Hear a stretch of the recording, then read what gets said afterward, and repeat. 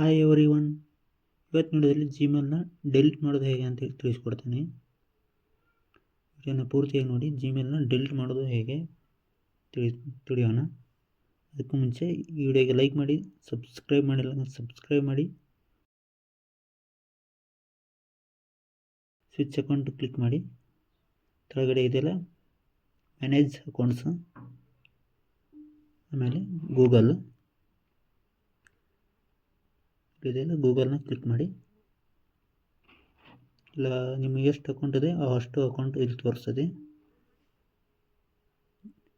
ನಿಮ್ದು ಯಾವ್ದು ಡಿಲೀಟ್ ಮಾಡ್ಬೇಕಾಗೈತೆ ಅದನ್ನ ಕ್ಲಿಕ್ ಮಾಡ್ಕೋಬೇಕಾಗತ್ತೆ. ಸರಿಯಾಗಿ ನೋಡ್ಕೊಳ್ಳಿ. ನೋಡ್ಕೊಂಡ್ರೆ ಕ್ಲಿಕ್ ಮಾಡ್ಕೊಂಡು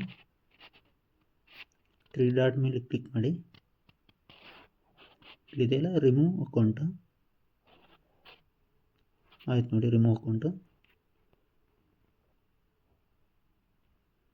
ವಿಡಿಯೋನ ಇಲ್ಲಿಗೆ ಮುಗಿಸ್ತಾ ಇದ್ದೀನಿ. ಬಾಯ್ ಬಾಯ್, ಟೇಕ್ ಕೇರ್.